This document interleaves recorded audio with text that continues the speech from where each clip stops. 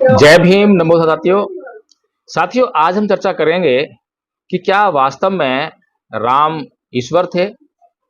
क्या राम पूजा करने योग्य हैं? क्या राम श्रद्धा करने योग्य हैं?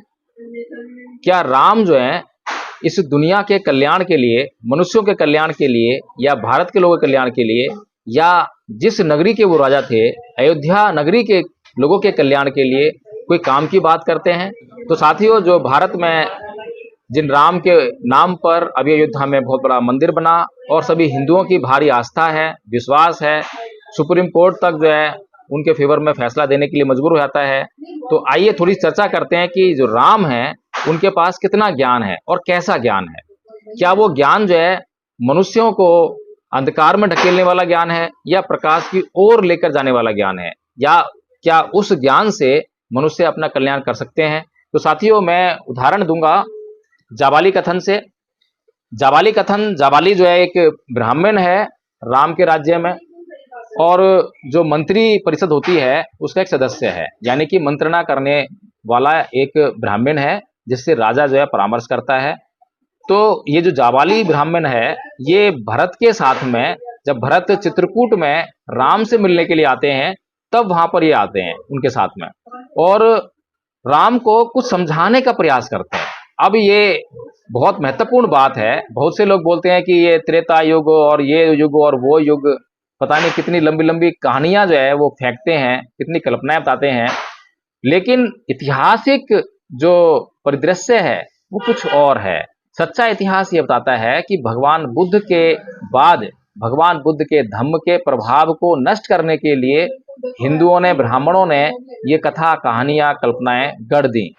तो ये कथा कहानी भगवान बुद्ध के बाद की कहानी है। इस बात को, इस घटना से हम आसानी से समझ सकते हैं, जो कि जाबाली राम को समझाने का प्रयास कर रहा है। जाबाली राम को क्या समझाता है उसमें आप देखिए कि किस तरह से जाबाली जो है बुद्ध के धम्म का अनुयायी है, और वो बिल्कुल वही बात समझा रहा है जो बुद्ध इस संसार को समझाना चाहते हैं। बुद्ध समझाना चाहते हैं संसार के लोगों को अनासक्त रहना, यानी कि आपका एक दूसरे से कोई भी संबंध प्राकृतिक तौर पर नहीं है। प्रकृति ने आपके लिए कोई संबंध पैदा नहीं किया। क्या पिता क्या पुत्र, क्या माता क्या पिता, क्या बहन क्या भाई, कोई भी संबंध जो है प्रकृति ने आपको नहीं दिया है।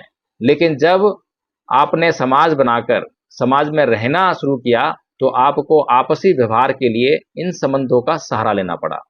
लेकिन इन संबंधों का सहारा लेना, यानी कि जहां तक आपको इन संबंधों की जरूरत है वहां तक तो इन संबंधों का औचित्य समझ में आता है। लेकिन जब इन संबंधों का जो औचित्य है उससे आगे बढ़कर आप आसक्त हो जाएं, आप जो है किसी भी संबंधी के ना रहने पर मर मिटने के लिए तैयार हो जाएं, तो वो जो है आपके दुख का कारण बन जाता है। इसी बात को भगवान बुद्ध जो है बहुत अच्छी तरह समझाते हैं। तो जाबाली राम को कहते हैं कि रघुनंदन, आपने ठीक कहा, परंतु आप श्रेष्ठ बुद्धि वाले और तपस्वी हैं, अतः आपको गंवार मनुष्यों की तरह ऐसा निरर्थक विचार मन में नहीं लाना चाहिए। कैसा विचार? कि अपने पिता की मृत्यु पर राम जो है विलाप कर रहे हैं, रो रहे हैं, पीट रहे हैं। फिर आगे बोलते हैं कि संसार में कौन पुरुष किसका बंधु है और किससे किसको क्या पाना है। जीव अकेला ही जन्म लेता है और अकेला ही नष्ट हो जाता है। आगे कहता जाबाली कि राजा दशरथ आपके कोई नहीं थे और आप भी उनके कोई नहीं हैं। राजा दूसरे थे और आप भी दूसरे हैं, इसलिए मैं जो कहता हूं वही कीजिए। सच्ची बात बता रहा है जाबाली, जो है बिल्कुल सत्य प्रकट कर रहा है राम के सामने। लेकिन कितने लोग हैं इस संसार में जो सत्य को सुनना चाहते हैं? उदाहरण के लिए, आपके घर में किसी बच्चे का जन्म हो और कोई व्यक्ति उस वक्त आकर आपको यह सत्य का दर्शन कराए कि इस बच्चे की कभी भी मृत्यु हो सकती है। ये इस दुनिया का सबसे बड़ा सच है कि उस बच्चे की, जिसने जन्म लिया है, उसकी मृत्यु कभी भी हो सकती है। लेकिन जिन लोगों के घर में उस बच्चे ने जन्म लिया है, क्या वो ये शब्द सुनना चाहेंगे? उस व्यक्ति को मारने पीटने लगेंगे, उसको बोलेंगे क्या अपशकुन की बातें कर रहा है। भाई क्या अपशकुन की बातें हो गई? सत्य बात करना क्या अपशकुन होता है? सत्य बात करना अपशकुन नहीं होता है, लेकिन सत्य को जान लेने से हमारे कष्ट कम होते हैं, दुख कम होता है। उदाहरण के लिए जैसे ही बच्चा पैदा हुआ और परिवार वालों ने ढोल नगाड़े बजाकर खूब ऊधम मचाया, खूब शोर किया, खूब मौज मस्ती की, इतना आनंद मचाया, इतना आनंद मनाया कि उस बच्चे से जितना वो प्यार कर सकते हैं उतना प्यार किया। अगले ही दिन बच्चा बीमार हो गया। अब बताइए, अगले ही दिन जब बच्चा बीमार हो गया और लगातार होता, और संसार में ऐसा होता है, मैं कोई अनोखी बात नहीं कर रहा हूं, बच्चे बीमार होते हैं, बच्चे अकाल काल के ग्रस्त में भी जाते हैं, अकाल मृत्यु भी होती है, बचपन में पैदा होते ही बच्चे मर जाते हैं।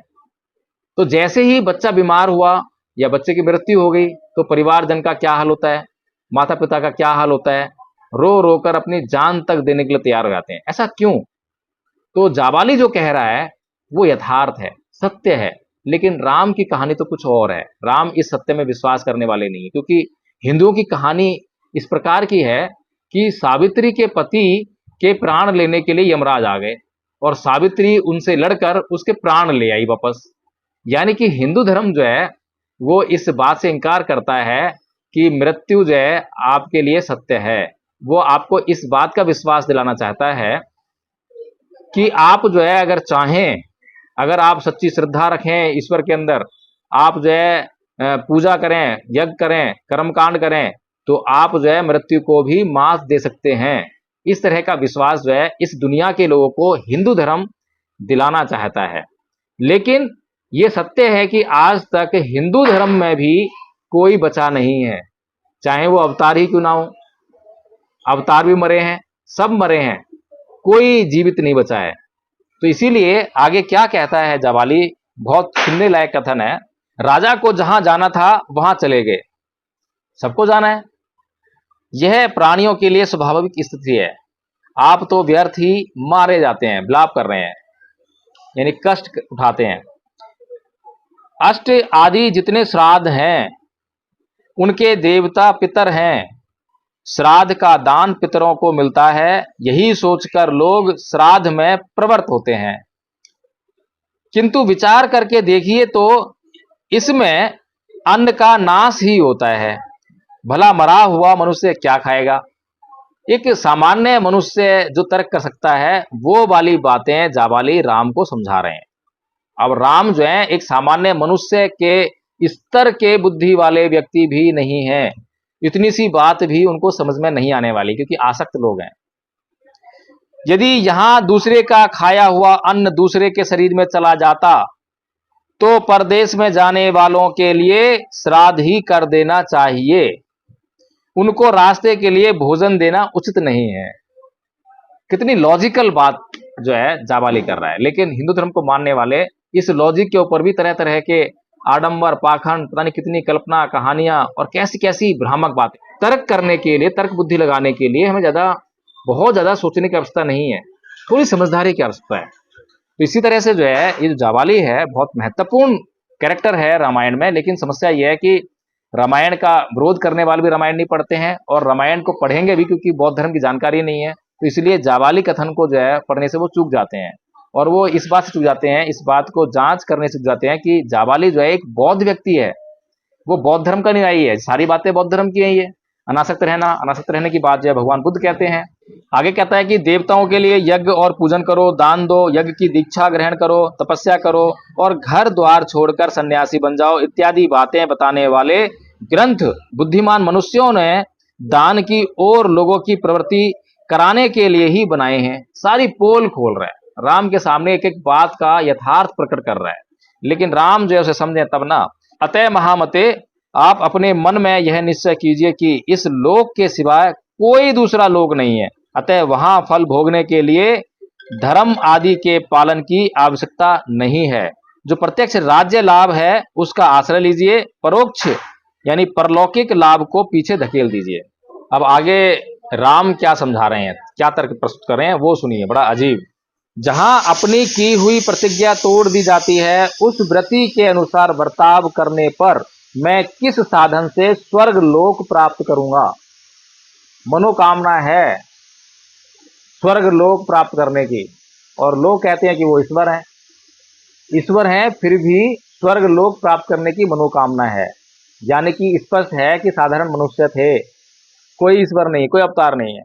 तथा आपने जिस आचार का उपदेश दिया है वह किसका है, जिसका मुझे अनुसरण करना होगा, क्योंकि आपके कथनानुसार मैं पिता आदि में से किसी का कुछ भी नहीं हूं।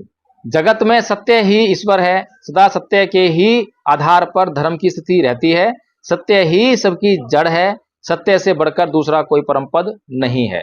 बताइए, सत्य के बारे में इतनी बड़ी बड़ी बातें कर रहे हैं लेकिन सत्य से इनकार भी कर रहे हैं। फिर राम कहते हैं जाबाली को कि आपकी बुद्धि विषम मार्ग में स्थित है। विषम यानी उल्टी दिशा में है। आपने वेद विरुद्ध मार्ग का आश्रय ले रखा है, चिपके हुए हैं राम वेदों से। अपनी बुद्धि का कोई उनके पास जो है कि उनकी बुद्धि क्या कहती है, जाबाली क्या कह रहा है, सही कह रहा है, गलत कह रहा है, लेकिन जो वेदों में लिखा है उसके विपरीत उसका कथन है, इसलिए उसकी बात को मानने से इनकार कर रहे हैं राम। अपनी बुद्धि से ये जांच नहीं कर पा रहे हैं कि जाबाली सही कह रहा है या गलत कह रहा है।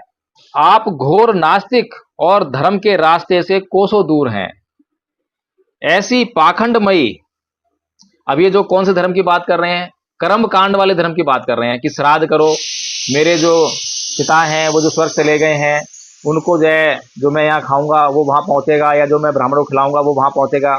मैंने एक जोक पढ़ा था व्हाट्सएप पे, उसमें एक औरत है जो कि ब्राह्मण को अपने घर पर बुलाती है और ब्राह्मण से पूछती है कि क्या जो तुम कुछ खाओगे यहाँ पर वो सब मेरी सास जो मर गई है जो स्वर्ग में है वहां उस तक पहुंच जाएगा, उसके पेट में जाएगा वो सीधे। तो ब्राह्मण आश्वासन देता है कि हाँ, जो भी यहाँ तुम मुझे खिलाओगी वो सब तुम्हारी सास के पेट में जाएगा, तो इससे जो है उसको तृप्ति मिलेगी। तो वो औरत कहती है कि जब मेरी सास जिंदा थी तो मुझे बहुत तंग करती थी, मुझे बहुत अत्याचार उसने किए हैं, तो ये लो बहुत सारी मिर्चें लेकर आती है, लाल मिर्चें, ये लो ये मिर्चें खाओ और ये मेरी सास के पेट में पहुंचनी चाहिए। तो जो महिला इतना तर्क लगा सकती है, इतनी बात सोच सकती है कि उसके मिर्च प्रदान करने पे क्या ब्राह्मण वो मिर्च खाएगा? ये सोचिए जरा बात को, जो है ये साधारण मनुष्य इतना दिमाग लगा रहा है, लेकिन राम जो है वो साधारण मनुष्य वाला दिमाग भी नहीं लगा पा रहे हैं। तो कैसे बताइए माने ईश्वर हैं, अवतार हैं। तो उसके बाद कहते हैं कि ऐसी पाखंडमयी बुद्धि के द्वारा अनुचित विचार का प्रचार करने वाले आपको मेरे पिताजी ने जो अपना याजक बना लिया, उनके लिए इस कार्य की मैं निंदा करता हूं। अपने पिता की निंदा कर रहे हैं, कुछ भी कार्य कर आप निंदा कर रहे हैं। बताइए आप कितने बड़े अपने पिता के आज्ञा पालक हैं, उनकी आज्ञा मानकर आप वन चले आए, अब उनकी मृत्यु के बाद भी आप वन से आने के लिए तैयार नहीं है, और वहीं पर आप उनके द्वारा उठाए गए कदम पर आप जो प्रश्न चिन्ह लगा रहे हैं। अगर आप इस कदम पर प्रश्न चिन्ह लगा सकते हैं तो जो उनका जो गलत कदम था आपको जंगल भेजने का, आपको वन में भेजने का, उस पर आपने प्रश्न चिन्ह क्यों नहीं लगाया कि मैं आपकी ये बात नहीं मानूंगा, ये नीति के विरुद्ध है, ये वेदों के विरुद्ध है, ये आम जो मनुष्य समाज है उसके नियमों के विरुद्ध है, मेरी बुद्धि के विरुद्ध है। आपने कुछ नहीं कहा। तो आप जो है आपका आचरण क्या है महाराज, ये समझने का प्रयास कर रहे हैं। आगे लिखते हैं जहां पर कि अब सारी पोल खुल जाती है और वाल्मीकि महाराज बिल्कुल साफ साफ चुपके से लिख देते हैं वाल्मीकि रामायण में कि भैया ये जो वाल्मीकि ग्रंथ में लिख रहा हूं, ये मैं जो राजा है पुष्यमित्र शुंग, उसने मुझे डरा धमकाकर ये जो ग्रंथ लिखने के लिए कहा है, इसलिए मैं जो ये ग्रंथ लिखने के लिए मजबूर हूं। और यहाँ पर चुपके से जो वो लिख रहे हैं वाल्मीकि जी महाराज, वो क्या लिख रहे हैं? राम कहते हैं जैसे चोर दंडनीय होता है उसी प्रकार बुद्ध यानी कि बौद्ध मतावलंबी भी दंडनीय है। तथागत नास्तिक विशेष और नास्तिक यानी चार्वाक को भी यहां इसी कोटि में समझना चाहिए। इसीलिए प्रजा पर अनुग्रह करने के लिए राजा द्वारा जिस नास्तिक को दंड दिलाया जा सके उसे तो चोर के समान दंड दिलाया ही जाए, परंतु जो वश के बाहर हो उस नास्तिक के प्रति विद्वान ब्राह्मण कभी उन्मुख ना हो, उससे वार्तालाप तक ना करे। अब संस्कृत पढ़ देता हूं, कहीं ऐसा ना हो कि आप कहें कि ये हिंदी में पढ़ा है, कुछ अनुवाद में त्रुटि हो गई है। जैसा कि रामचरितमानस की जो चौपाई थी उसके ऊपर बहुत ज्यादा बवाल हुआ और उसमें बहुत सारी लाग लपेट करने का प्रयास किया हिंदुओं ने। तो संस्कृत में क्या लिखा है, यथा ही चोरः से तथा ही बुद्धः, यथा ही चोरः से तथा ही बुद्ध, यानी जैसा चोर है वैसे ही बुद्ध है। इस्त तथागतं नास्तिक मत्र विद्धि तस्माद्धि यह शक्यतमं प्रजानाम। तो साथियों, इस प्रकार से अब मेरा आपसे एक प्रश्न है, आपको क्या लगता है कि जो राम है क्या वो बुद्ध से पहले हुए या बुद्ध के बाद हुए? और केवल बुद्ध के ही बाद नहीं हो रहे हैं, बुद्ध के इतना बाद हो रहे हैं कि बुद्ध के अनुयायी, बुद्ध बौद्ध मतावलंबी उन्हें बौद्ध धर्म के बारे में जानकारी दे रहे हैं। जाबाली जो है बौद्ध अनुयायी है। ये जो है आप जो है साफ साफ इस जो ये श्लोक है, इसका जो अनुवाद है, इसको पढ़कर समझ गए होंगे। और राम जो है क्या उपदेश दे रहे हैं, किस बात को चलने के लिए कर रहे हैं, हमने बहुत गहराई से चिंतन मनन किया है। तो साथियों, यदि आपको यह वीडियो पसंद आया हो तो इसे लाइक करें। इसमें कमेंट कर कर जो मैंने पूछा है कि क्या राम बुद्ध से पहले हुए या बुद्ध के बाद हुए, इसका उत्तर जरूर दें। और इस वीडियो को शेयर करना बिल्कुल ना भूलें। इसको प्रत्येक मनुवादी तक पहुंचाएं। प्रत्येक हमारे समाज के जो SC ST OBC लोग हैं, जो अभी भी हिंदू धर्म में चिपके हुए हैं, जो अभी भी राम को अवतार मानते हैं, ईश्वर मानते हैं, जो अभी भी यह मानते हैं कि राम जो है भगवान बुद्ध से बहुत पहले हुए, या जो इस ऐतिहासिक पृष्ठभूमि को नहीं जानते हैं कि बुद्ध के धम्म के प्रभाव को समाप्त करने के लिए किस प्रकार पुष्यमित्र शुंग ने बौद्धों का नरसंहार कराया और बौद्ध धर्म पर किस तरह से अत्याचार ढाए, और किस तरह से जो वाल्मीकि रामायण यानी कि रामायण जो कल्पना है उसको गढ़ा गया। तो साथियों, इन सब की जानकारी और लोगों तक पहुंचे, इसलिए इस वीडियो को शेयर जरूर करिए। जय भीम, नमो बुद्धाय।